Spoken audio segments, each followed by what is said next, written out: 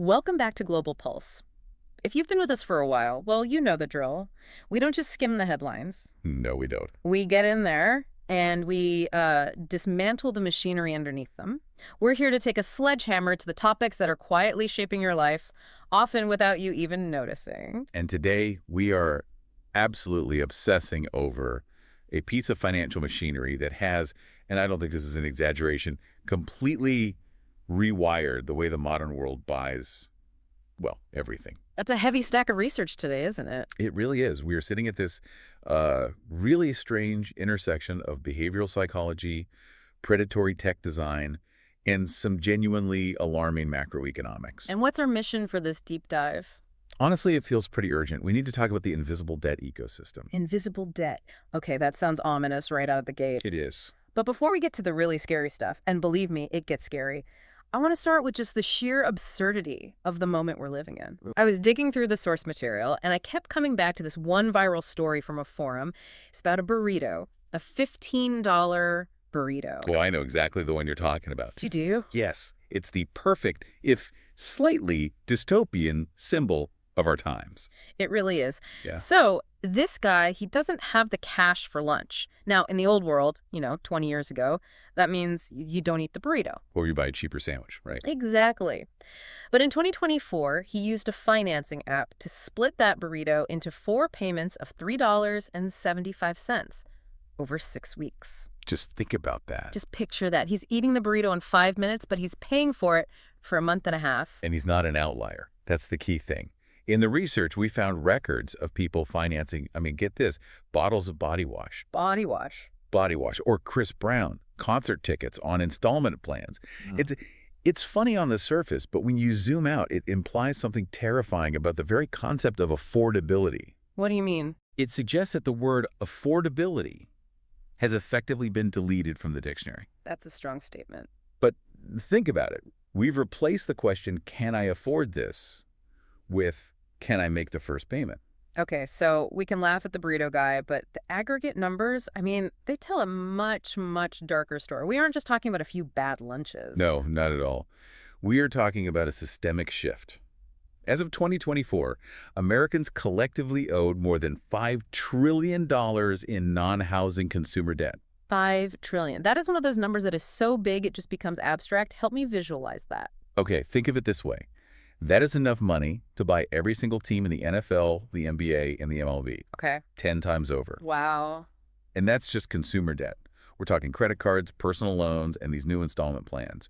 It's a mountain of obligation just resting on the shoulders of everyday people. And looking at the data from India we have here, the picture is even grimmer when you zoom in on the individual. Much grimmer. There was a survey from the Economic Times included in our stack, and it revealed a statistic that honestly it made me queasy. It showed that 85% of struggling borrowers are currently paying more than 40% of their entire monthly income just toward EMIs. That you do the math on that for a second. Yeah. You get your paycheck, and before you bought groceries, before you paid rent, before you put gas in the car, nearly half of your income vanishes. Instantly, just to keep the collectors away. You are starting every single month with one hand tied behind your back. Completely. So how did we get here? We keep hearing this acronym everywhere. BNPL, buy now, pay later. To the uninitiated, or maybe to the skeptic listening, this just sounds like a credit card with better marketing. Is it actually different, or is it just a rebrand? It is fundamentally different. Yeah. And it's different because it flips the entire psychological script of purchasing. How so? To understand BNPL, you really have to look at its ancestor. Layaway? Do you remember the old Kmart or Sears layaway counters? Vaguely. Yeah, I remember my parents talking about it. You'd pick out, a dishwasher or a bike, pay a deposit, and the store held it in a back room until you paid it off. Right. And the key dynamic there was pay now, get later. It was a mechanism for delayed gratification. It forced you to save. It forced you to save. It was annoying, it was slow, but it was financially safe. BNPL is the exact inverse. It's get now, pay later. It taps directly into what psychologists call instant gratification syndrome. You get the dopamine hit of the purchase immediately, you're wearing the hoodie, you're eating the burrito, but the pain of paying is pushed into the foggy, distant future. And this brings us to a concept in the research called the flypaper effect. Now, I've heard this used in government economics, like when federal grants stick to the sector they land in rather than reducing local taxes. But how does that apply to me buying sneakers on an app? It's a great application of the theory to consumer psychology. In this context, the flypaper effect describes how access to liquidity, to easy money, causes people to spend a much larger portion of their earnings than they otherwise would. The money stucks to consumption. Exactly. Research from Harvard Business School suggests that consumers spend significantly more when they have the option of BNPL installments compared to even credit cards. Why is that, though? I mean, why is an installment plan more dangerous than a plastic credit card? They both let me spend money I don't technically have right this second. It comes down to neuroscience. Specifically, we have to talk about the insula. The insula. Yes, it's a region deep in the brain associated with negative emotions and, crucially, with physical pain. Okay. When you hand over physical cash, or even when you swipe a debit card where you know the bank balance is dropping right now, the insula lights up on an fMRI scan. It literally hurts to pay. So that ouch feeling is a biological brake pedal. That's a perfect way to put it. The pain of paying isn't just a metaphor. It's a real biological check on our spending. It's a survival mechanism to keep you from giving away all your resources. But BNPL bypasses this somehow. It bypasses the insula entirely. By splitting a purchase into 4 tiny payments or delaying it completely, you numb that pain response. The research shows this can increase a consumer's willingness to pay by up to 120%. Whoa, wait. So you're not just buying sooner, you're willing to pay a significantly higher total price. Yes, because the pain has been anesthetized. That's manipulation. We are essentially sedating our financial common sense. That's exactly what's happening. But there's another layer here that I found really disturbing in the research. Why? It's not just about the interest or the late fees, it's about the surveillance. That's the hidden business model that nobody talks about, right? We all assume these companies make money on interest, though many of them claim to be interest-free. But they're harvesting incredible amounts of data. Every single purchase reveals your habits, your price sensitivity, your impulse triggers. And what do they do with it? They harvest that checkout data to sell to other brands for ad targeting. They profit from merchant fees, which are often double the standard credit card fees, and they profit from selling you as a data point. So you are the product and the debtor. Fantastic. You got it. Now, I want to pivot to the psychology of who actually falls for this. Because I think a lot of our listeners might be thinking, well, I'm disciplined, I'm smart, I have a degree. This is a problem for other people, for people who are bad with money. And that is the single most dangerous assumption you can make. Really? In fact, if you think that, you might be at a higher risk. Wow. Why? That seems completely counterintuitive. To understand why, we have to look at the behavioral life cycle hypothesis. This theory posits that inside every human brain, there is a kind of civil war going on. Civil war between who? Between 2 personas, the planner and the doer. I feel this war every single morning when my alarm goes off and I try to skip the gym. We all do. The planner is the rational side. The planner cares about the future. The planner wants to save for retirement, buy a house, have some stability. And the doer? The doer is primitive. The doer wants that hoodie, that vacation, that burrito right now. The doer is driven purely by short-term gratification. So BNPL is like a weapon for the doer. It's a high-tech weapon given directly to the doer to assassinate the planner. And the mechanism the doer uses is what the literature calls hyperbolic discounting. I want to unpack this term because it sounds complex, but the concept is actually something we all do. It is, absolutely. Hyperbolic discounting is just a fancy way of saying that we humans are terrible at valuing the future. We systematically, consistently undervalue future burdens. Give me an example. Okay, a young user looking at a, say, 5,000 rupee purchase today might say, I can't afford that right now. But if you tell them, hey, just pay 1,200 today and the rest is future use problem, the brain mathematically discounts the costs. It feels distant. It feels distant. It feels inconsequential. Future me hates present me so much. I do this all the time. I commit to things 2 weeks out because it feels like it's happening in a different lifetime. Exactly. And this is compounded by another trick our brains play on us called mental accounting. Okay, what's that? Thaler's work on this is crucial. It shows that people put money into these arbitrary mental buckets. You might have a strict clothing budget of $100. If you see a jacket for $300, you say, nope, that's over budget. But if BNPL breaks it into 4 payments of $75... Suddenly it fits inside the bucket. Oh, that's clever. And sneaky. Exactly. You trick yourself into thinking you're staying within the lines, but you're actually just deferring the breach. You're playing a shell game with your own money. All right, so here is where the research just threw me a massive curveball. We found this study from Indonesia. It specifically looked at the relationship between financial literacy, knowing how money works, understanding interest rates, and getting trapped in debt. You would assume, logically, that the more financially literate you are, the safer you are. That's the logical assumption, yes. But the data from this study, which focused on civil servants and private employees, people with steady jobs, showed the exact opposite. Right. High financial literacy combined with high job security actually amplified the risk of indebtedness. It's shocking, isn't it? How is that even possible? How does knowing more make you more reckless? It's the paradox of intelligence, or maybe more accurately, the trap of overconfidence. People with stable jobs and financial knowledge believe they can game the system. They think, I understand how this works. I have a steady paycheck coming in. I can handle this leverage to smooth out my cash flow. So they use their knowledge to rationalize the bad decision. Precisely. They use their knowledge as a tool to rationalize the risk rather than to prevent it. A person with less financial literacy might be more cautious simply because they are afraid of the unknown. Whereas the expert thinks they can dance on the edge of the cliff without falling. They say, I'm optimizing my capital, while they are actually walking right into a trap. That is fascinating. It's pure hubris. It really is. Let's talk about the mechanics of that trap. Because unlike a credit card, which, gives you one statement at the end of the month, BNPL creates what you've called invisible debt. This is the structural nightmare of the whole system. If you have a credit card, you log in and you see one big, scary red number. You owe $5,000. It's painful, but it's clear. It's undeniable. But BNPL isn't like that. BNPL is fragmented. It's shattered. You might have a loan with Klarna, one with Afterpay, one with Affirm, and another with a local provider. We have that case study in the notes about a guy named Rahul. I think his story paints the picture perfectly. Yes, Rahul. He's a typical user. In less than 10 seconds, he buys a fashionable hoodie. Pay later. Then he books a weekend trip with his friends. Pay later.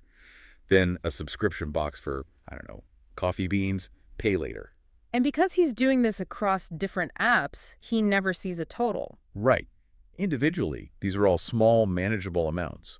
But his total debt silently creeps past 15,000 rupees, which is half his living cost for the month.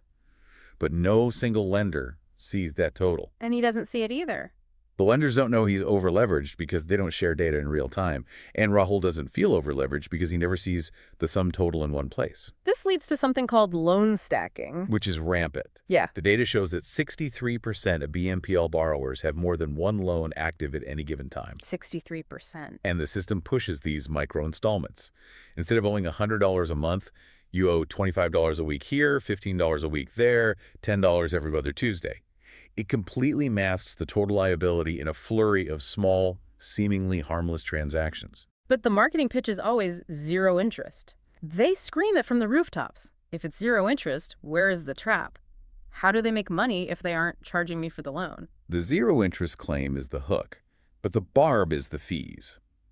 The revenue comes from what economists call non-salient back-end charges. These are costs you don't notice until it's far too late. Like what? Late fees, so-called convenience fees, and the nastiest one, auto debit bounce penalties. Oh, those are brutal. I've been hit by those before. If you miss the payment window by just an hour, your bank charges you and the app charges you. Correct. A single missed payment can trigger fees that, when you annualize them, exceed the interest rates of a loan shark. It's insane. They must know this happens. They're counting on it. In the UK, 1/3 of borrowers miss payments. That isn't a bug in the system. It's a feature. The business model relies on a certain percentage of people slipping up. They're banking on your failure.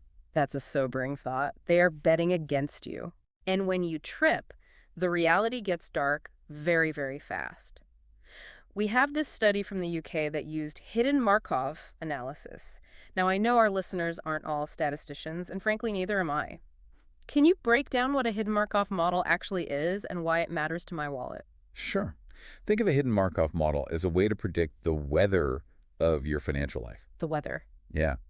You have different states of being. You could be in a sunny state, financially stable, paying your bills on time, or you could be in a stormy state, vulnerable, relying on debt. The model just tracks the probability of moving from one state to another. Okay, so it tracks how likely I am to go from stable to broke. What did it find? It found that the stormy state is incredibly sticky, like quicksand. Yeah. Once a borrower enters a vulnerable state, meaning they're relying on these loans to get down by, 60% of them remain trapped in that state for 12 weeks or more, 3 months. 3 months minimum. But here's the part that really highlights the tragedy of it all, and this is where the math gets cruel. For a financially stable person, getting a bonus or a sudden windfall of cash usually means they reduce their borrowing. They pay off the card, they clear the ledger. Right, I got extra money, I'm getting out of debt. That makes sense. But for people in this vulnerable state, the Markov model showed that getting non-recurring income, like a bonus, actually increases their need for loans in the subsequent period. Wait, walk me through that again. Yeah. If they get extra money, shouldn't they borrow less? Why would having more money make them borrow more? It's because of the backlog. The data strongly suggests they are using that windfall to service existing debt interest or to catch up on old bills that are screaming for payment. Oh, I see. They take the bonus, they throw it at the fire of the past debt, which leaves them with zero cash flow for the current month's expenses. So 2 weeks later, they are forced to borrow again just to buy food. It's a treadmill. It's a treadmill that's moving too fast. The money comes in and just vanishes into the debt hole without ever solving the structural problem. They're perpetually financing the past so they can never fund the present. That is heartbreaking. It's a literal poverty trap disguised as convenience. It is. And when you look at the data from India, the human cost of this becomes even more visceral. We mentioned that stat earlier about the EMIs, but the survival tactics people are using are just desperate. The survey called it credit juggling. 40% of distressed borrowers are using one credit card to pay off another. It's a personal finance Ponzi scheme. It is. But worse, 65% are cutting back on essentials. And we aren't talking about canceling Netflix or skipping a latte here. We are talking about food, nutrition, and even their children's education. That's the reality of that $15 burrito. 3 months later, you're cutting back on your kids' school supplies to pay for it. And that's before the harassment starts. Right. And this is something that I think people in, say, the West might not realize happens in other markets with less regulation. It's psychological warfare. Plain and simple. 72% of borrowers in the Indian study reported harassment. We're talking about calls at 6 in the morning and 10 at night. But it goes beyond just annoying calls, doesn't it? Oh, much further. The agents use the contact lists from the apps to contact employers. They contact family members, friends. That is the ultimate shaming tactic. Calling your boss to tell them you owe money on a pair of shoes. It destroys reputations. It isolates people. 50% of these borrowers report serious mental health issues, anxiety, sleep disturbances, even suicidal thoughts. It's not just their money being taken, it's their dignity being stripped away by an algorithmically driven collection process. This paints a very, very bleak picture. We have a system designed to bypass our brain's defenses, data harvesting that commodifies us, and a collection system that breaks us down. It's a lot. But we promised this wouldn't just be a doom scroll in audio form. There are solutions in the research. One that really caught my eye was this idea of a UBRA dashboard. This is a structural fix proposed in one of the papers we analyzed. UBRA stands for a Unified Real-Time BNPL Risk Score Dashboard. Okay, what does that mean in simple terms? The idea is simple but revolutionary. Create an interface, like an app, that aggregates all your BNPL debt across every single platform into one screen. So instead of Rahul checking 5 different apps and trying to do mental math, Exactly. he opens one dashboard and sees, oh, wow, I actually owe 15,000 rupees total. Exactly. It shows your total outstanding debt, the percentage of your credit limit you've used, and consolidated repayment dates. It forces you to confront the aggregate reality. It counters those mental accounting errors we talked about earlier. You can't silo the debt if it's all staring you in the face in one big red number. Transparency is a weapon against delusion. I like it. Oh. But there was also a cultural fix mentioned in the Indonesian study, which was about religiosity. Now, we aren't a theology show, but the data here was really interesting. It was fascinating. The study found that religiosity acts as a significant buffer against indebtedness. And to be clear, this doesn't necessarily mean you have to subscribe to a specific dogma, right? No, not at all. It's about the underlying values that often come with a spiritual framework. It's about having a value system that counters materialism. Exactly. Whether it's Islamic prohibitions against riba, which is interest, or just a general spiritual emphasis on simplicity and delaying gratification, these values protect the planner part of the brain against the doer. So it provides a moral framework that says, I don't need to buy this thing to be happy. It weakens the link between emotions and spending. So in a way, believing in something bigger than the shopping cart helps you close the shopping cart. Beautifully put, yes. Then there's the grandma method. We found this in the book Capital and the Debt Trap. It talks about cooperatives. Right. Cooperatives are the antithesis of the modern growth at all costs corporation. They're owned by the members for the members. And how does that help? The research shows that cooperatives have higher survival rates and are far less likely to lead their members into debt traps. Why? Because they don't have these perverse incentives to squeeze every last penny of profit out of the customer for some distant shareholder. It's community-based finance versus predatory finance. It's going back to basics. If your lender is your neighbor or your community group, the relationship is just fundamentally different. They want you to succeed, not just to pay late fees. Okay, so we have structural fixes like dashboards, cultural fixes like values, and systemic fixes like cooperatives. But for the listener driving to work right now, feeling a little nervous about their Klarna balance, Yeah. what is the practical takeaway? What can they do today? Two things. First, the golden rule. Treat BNPL like a debit card, not a credit card. Meaning? Never use it to buy something you could not pay for in cash right now. If you don't have the money in the bank, you can't afford it, period.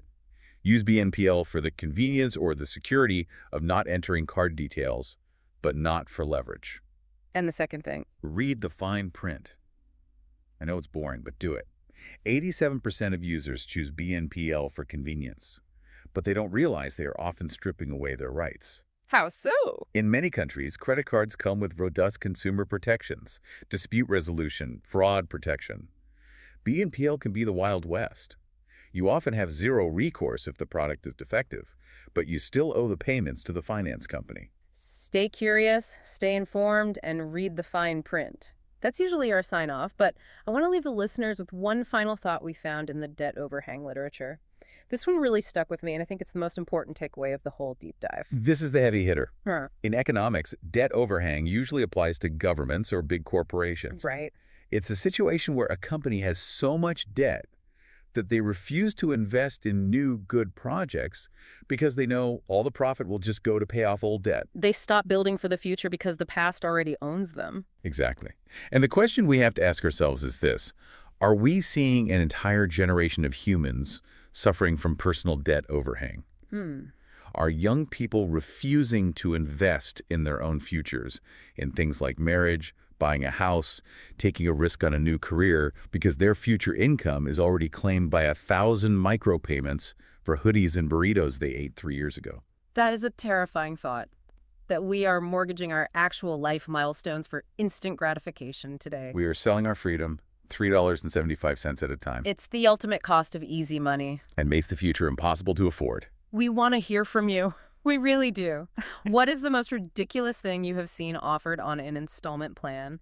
I saw pizza on a payment plan once, and I think that might be the winner, but please prove me wrong. Let us know in the comments below. And if you found this deep dive valuable, please like, share, and subscribe to Global Pulse. It really does help us keep digging into these dark corners of the economy so we can bring this kind of research to you. Thanks for listening. Stay curious, stay informed, and for the love of everything, pay for your burrito in cash. See you next time.